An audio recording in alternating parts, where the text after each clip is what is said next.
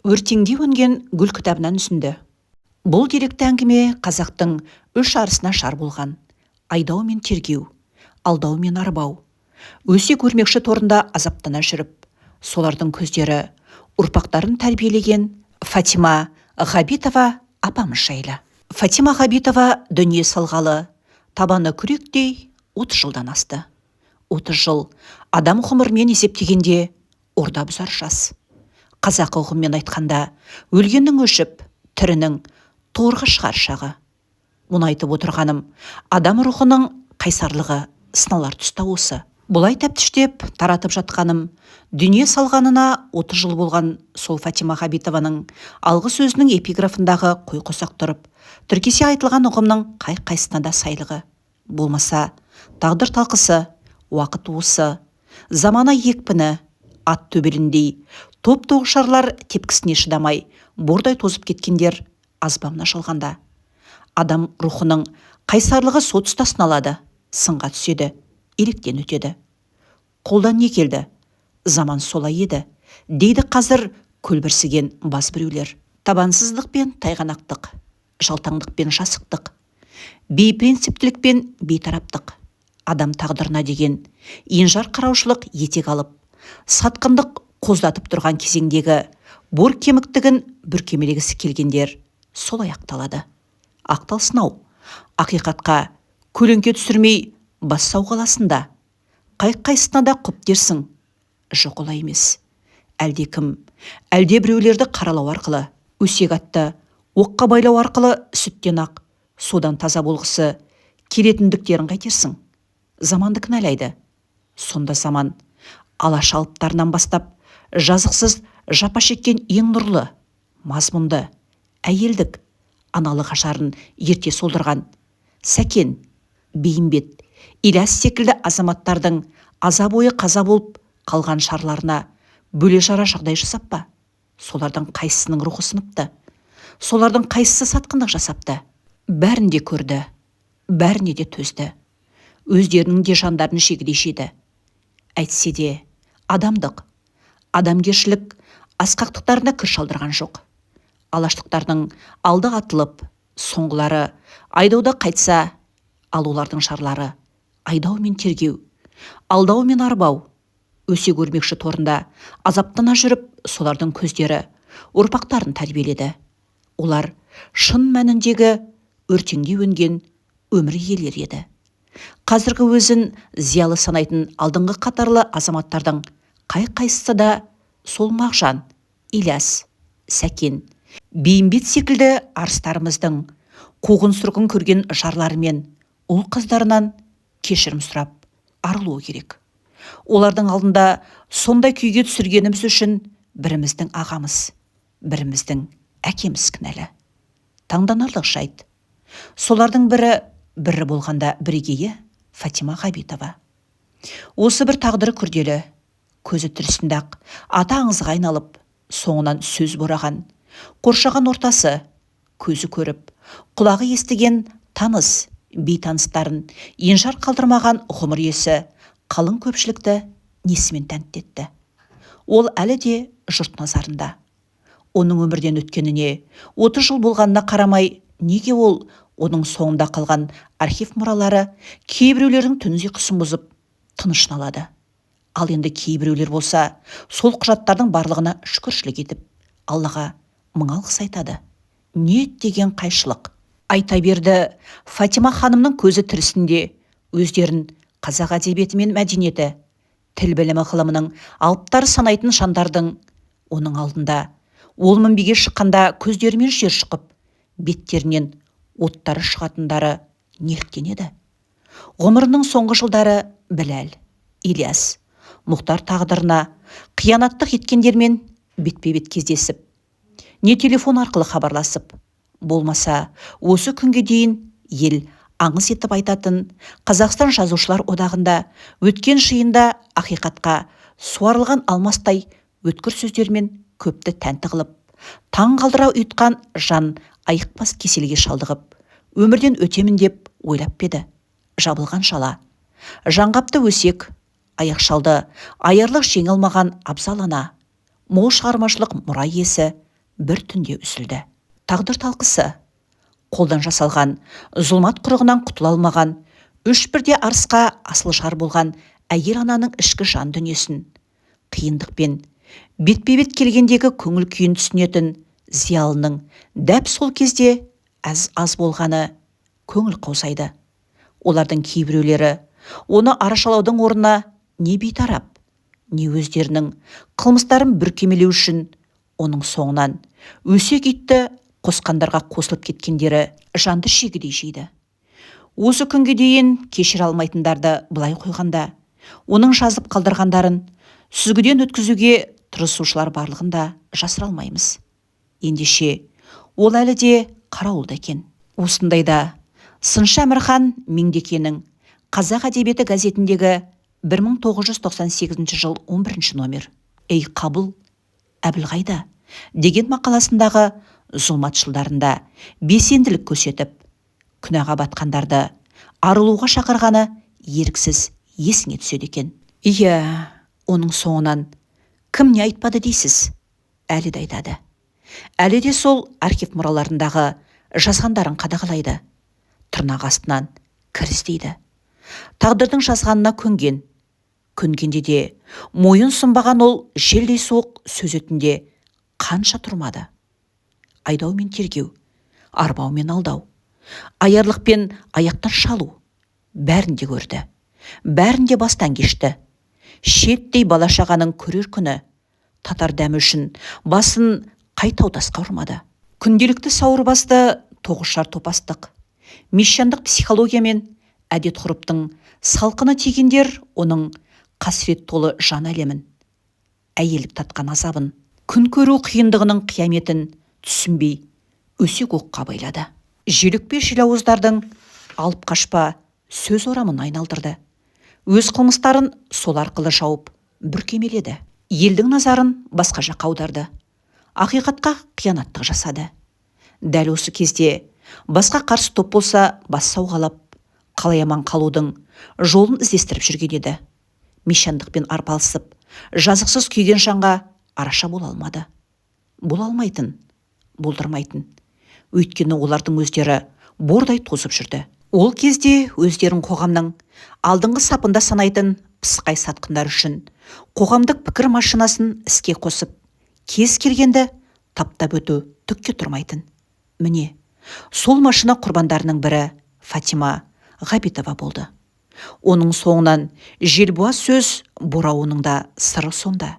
Әйтпесе көрікті, ақылды, сауатты, көкірек көз ашық, көп қатарларынан көшілгері оза туған. Оның үстіне Құдай қосқан қосақтары бірінен соң бірі ұсталып, олардың артында қалған бала-шаға тәрбиесі қинаған ананы көз алдыңызға келтіріп, көңіл елегінен өткізіп көріңіз. Болмаса, өзіңізді соның орнына қойыңыз. Бұл алып қашпа, суықта, пышақ кесті өсекке қимайтын ірі тұлға. Осының бәрін өз кеудесінде қорыта келіп, Фатима Ғабитова 1964 жылы 8 шілде күні күнделігінде: мен дәл осы күні өткен өмірмен тұрамын. Өйткені менің өткен өмірім соншама мағыналы, бай өмір, деп жазыпты. Бұлай қайтпас қайса рух есі ғана айтып жазалар еді. Ол ақын, әдебиет танушы, ұстаз. Ең бастысы, бірінен соң бірі ұсталып, соңғысы қуғын сүргін көріп, сүрініп тұрған үш алыптың ұрпағын бордай тоздырмай, қанаттыға қақтырмай, тұмсықтыға шоқыттырмай өсіп өндірген алып ана еді. Бір қызығы, оның көзі тірісінде бір ауыз жылы сөз айтуға жарамаған кейбіреулер оның өмірі туралы фактілер мен күнделікті тұрмыстың ақиқатын бұрмалап, ғұмыр жолын күрделендіргендер бүгінде өздеріне ауыр табылса, мына жайларды мойындайды. Ол оның қайсарлығы, күрескерлігі, ғұмыршылдығы. Тағы бір мойындайтындары Біләл, Ильяс, Мұхтар қолжазбаларын НКВД-ның суық қол, сұқ көзінен сақтап, архивке тапсырумен қоса, олардың ұрпақтарын шашыратпай, бір ұяда өсіп өндіруі, тәрбиелеуі. Мұндай бақытқа ие болудың өзі, өлгендерді былай қойғанда, тірілердің пешенесіне жазыла бермейтін жағдай. Кез келген экономикалық, саяси және әлеуметтік жағдай алдымен адам жүрегінен өтеді. Содан соң барып, қоғамды қозғалысқа келтіреді. Міне, осы тұста халыққа, ұлтқа, ұлт өкілдері, оның ішінде көкірек көзі ашық ұлт зиялыларына салмақ түседі. Жіктелу де сол тұстан басталады. Оның ақ-қарасын анықтап, айқындап алу, олардың көзін көргендердің еншісіне көшеді. Бұл тұрғыдан келгенде Фатима Ғабитованың көпшілік біле бермейтін ерлік еншісі мол. Оның өзі қиын қыстау күн кешіп жүргенде қарамастан Ахмет Байтұрсынов, Біләл Сүлеев, Ілияс Жансүгіров, Мұхтар Әуезов, Сәкен Сейфуллин, Бейімбет Майлин, Ораз Жандосов сияқты арыстардың әлеуметтік саяси ортасы сол кездегі әртүрлі жағдайлардан тәлім-тәрбие беретін мәлімет қалдырғанына тағы бір таңғаласың. Олар туралы 1938 жылы. Қанды жыл 1937. Айдаһар түтін тігіп зәрін төкті. Орны толмас сан сұңқар қанат қақты. Еріксіз ұшқан олар қайда кетті? Деп жазған Фатиманың өзі Семейде айдауда жүрген болатын. Бұл тек сұрау салу ғана емес, қанатының қайырылған ана қыранның жан күйзелісі еді.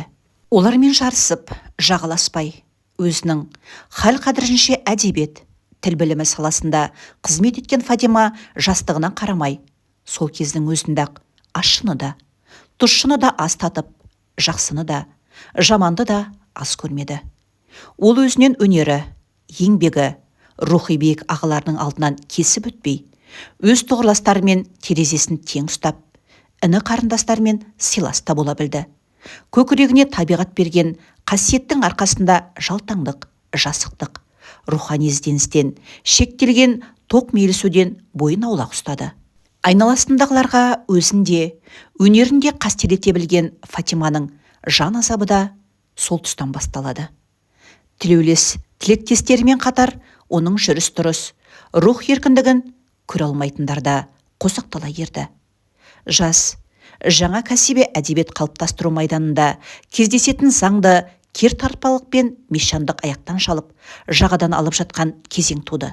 Дәп осы тұста принципшілдік пен өзіндік көзқарас қалыптастырылып, әдеби, мәдени қауым екіге жарылды.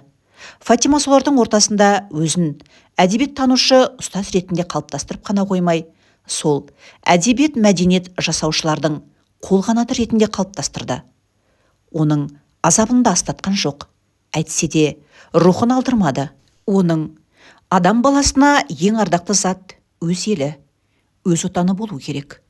Өз елі, өз отанында өмір сүрген адам кеңпейіл, кешірімді келеді. Елге, жұртқа нәзік махаббатпен байланбаған адам жолдасқа да, досқа да, тіпті туған туысқан, қатын балаға да нәзік махаббатпен байлана алмайды. Барлық жағдайда ол тек өзінің қара басының қамын ғана ойлайды. Тек өз тіршілік үшін таласады, деп жазуының сыры да сонда. Фатима ханым заманның негізгі кескіні өтірік өсек жылы. Олар бетіне қараған талантты, ірі тұлғалардың қай-қайсының да түбіне жетіп тынды. Олар үшін еркегіне, әйеліне бәрібір болатын. Тек аяққа оралғы болмасын.